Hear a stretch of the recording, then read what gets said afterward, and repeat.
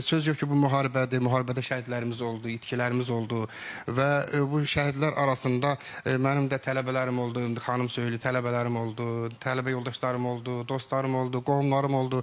Onların hər birisinin qarşısında baş əyirəm və bu günləri onların ruhları sevinir. Sevinir ki, bugün Ağdam işğaldan azad edilibdir, özü siyasi yoldan təhvil verilibdir, ilk olaraq belə diplomatiyada desək. Bu günləri mən onu demək istərdim ki, Ağdamı hərə bir cür vəsf eləyir. Çalım ki, burada danışdıq, demək ki, Aqil Abbas deyirdi, dünyanın ən varlı şəhəri Ağdamdır.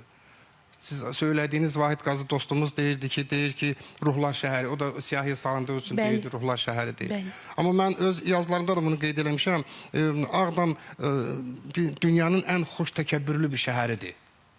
Sözün həqiqi mənasında xoş təkəbbürlü, yəni müəyyən bir xoş təkəbbürümüz var hər biri Ağdamlıda. Yəni, bunu gəlin unutmayaq. Və hər birimiz şəhərin özündə... Ötkəmlik var.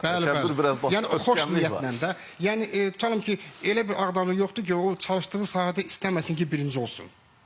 Və elə bir Ağdamlı yoxdur ki, yəni, o çalışdığı sahədə nəsə bir yenilik eləməyə can atmasın. Ustasından tutmuş, bərbərindən tutmuş aliminə kimi. İndi aramızdır da. İndi burada çoxların adını saymaq olar, ola bilər nəsə fikrimdən çıxar. Və burada... Zəhmətkeş və dürüst adamlardılar, belə deyil. Və mən indi Şuşa işğal azad edilən günü cənab prezidentin o addımları, o hərəkəti mən dəfələrlə izlədim. Sözün həqiqi mənasında qürur verdi. Qürur verici məqamları idi onlar. Və o anda mən artıq hiss elədim ki, biz artıq Ağdamdayıq.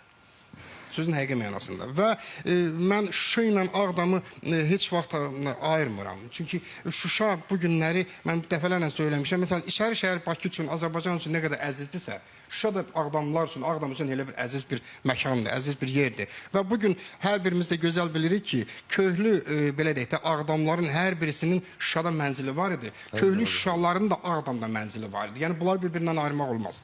Və mən həmişə deyirəm və bunu mətbuatda da deyilibdir, bunu bütün ictimaiyyət də bilir ki, həmişə biz Şuşanı Qarabağın siyasi bir mərkəzi kimi qəbul eləmişik.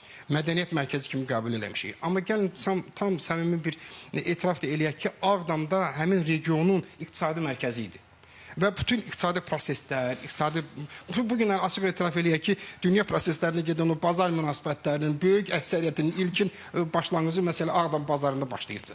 Və bu günlər orada elə proseslər qurulmuşdu ki, elə bir sistem qurulmuşdu ki, və o sistem bu günləri tutun Azərbaycanda, bütün dünyada o proseslərdən istifadə edilir. Yəni, bu sözün həqiqi mənasında. Və bir keçmişə də ekskurs eləyim ki, məsələn, 1828-ci ildə Ağdama şəhər statusu verilib. İlk dəfə şəhər statusu bir neçə, demək, 1805-ci ildə Kürəşən müqaviləsi imzalandı, Türkməncay müqaviləsi, əvvəlcə də Gülüstan müqaviləsi və nəticə itibarilə Çar Rusiyası nəsə bir yenilik eləmək istədi, nəsə bir, tutalım ki, həvəsə gətirmək istədi, kimsə cəlb eləmək istədi, amma bir neçə şəhəri, o cümlədən də Ağdama, harca 4-5 şəhərdir yanılmamsa, onun birincisi də Ağdam idi ki, 1828-ci ildə şəhər statusu verildi. Gəlin etiraf eləyək ki, Çar Rusiyası şəhər statusunu elə belə verə bilərdi.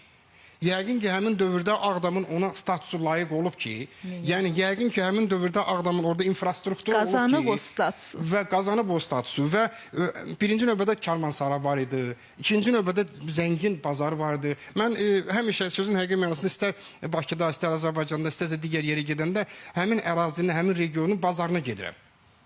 Bazar həmin rayonun, şəhərin simvoludur. Yəni, mənzərəsidir. Yəni, həm iqtisadi baxımından, həm inkişaf baxımından, həm dürüstlük baxımından. Yəni, Ağdam bazarı, yəni, dürüstlük baxımından, söz yox ki, həmin vaxtda inkişaf edən prosesdə, təsəvvür edin ki, 80-ci illərdə deyirdilər ki, Fəxrəddin yaxşı bilər onu, deyirdilər ki, atom bombası yoxdur, heç Ağdam bazarında hər şey var. Yəni, bu mənada proseslər inkişaf eləmişdir. Atom bombası yoxdur, deyir, bəlkə var. Deyir, olsa Ağdam bazarında satışda olardı. Ola bilər. Ağdam bazarında yoxsa deməli yoxdur. Amma sizə bir maraqlı bir faktı burada dilə gətirim. Demək, yəni, artıq o 80-ci illər o bazarımızın da, Ağdamımızın da, Qarabağımızın da bir çiçəklənən dövrüydü, qızıl dövrüydü.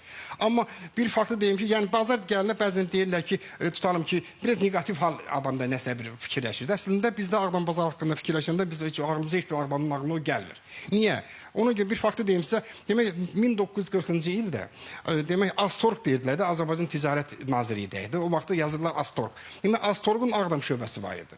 Mustafayev adında da bir şəxs onun müdürü idi. İndi siz təsəvvür eləyin ki, 1940-cı ildə həmin o Astorq, yəni Ağdam şöbəsi əldə etdiyi qazancın 100.000 rublunu hara xəstəsə yaxşıdır. Çay evini. Yo, həmin 40-cı ildə. Ha, 40-cı ildə.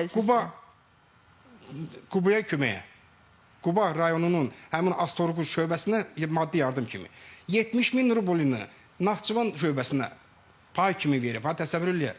Və 75.000 rublu həmin vaxtı xərcləyibdi özünün işçilərinin üçün tikilən evə. Və 70.000 rublu, başqa 70.000 rublu isə yardımcı təsərrüfat, yəni bu əlavə gəlir mənbəyi deməkdir, təsəvvür edin, yardımcı təsərrüfatın yaradılmasını sərf eləyiblər. Bu, büdcədən xərclənməyib, həmin bu. Bu, əldə edilən gəlirdən xərclənib. Yəni, bu çox ciddi faktdır və maraqlı faktdır. Bu, deməkdir ki, Ağdam bazarı haqqında biz düşünəndə, o cümlədən də bir xeyirxalq niyyətləri, o cümlədən yaxşı fikirləri düşünməliyik. Və biz nəzərə də bir şey, başqa bir faktı deyim ki, sizin üçün də yəni, maraqlı olar. Yəni, demək, 41-ci ilin mart ayında Ağdamın baş planı şəhər sovetində müzakirə olunur.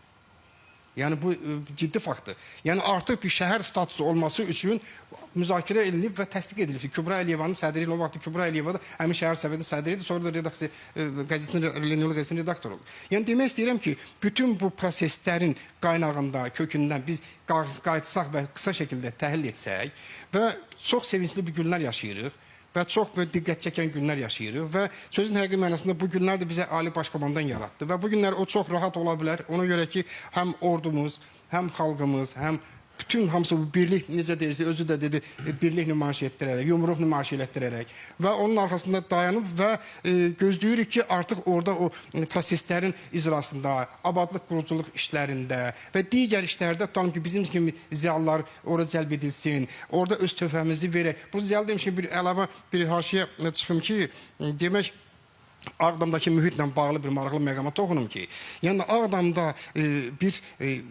xüsusi bir mühit var idi. İstənilən bir kənar adam gələndə, Ağdama rəhbər vəzifəyə gələndə bir ayda çəkmir ki, olurdu Ağdamlı.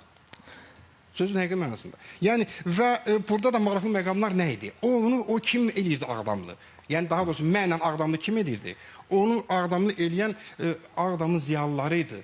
Məsələn, sadaladınız, burada xanım sadaladı, qeyd elədi. Demək, Xudu Məmmədov özü ilə gətirirdi dostları. Kimlər idi? Nuraddin Rızayev, Dahir Bəxtiyar Vahabzadə, Şahmar Rəhbərzadə və bunların hər gəlişi,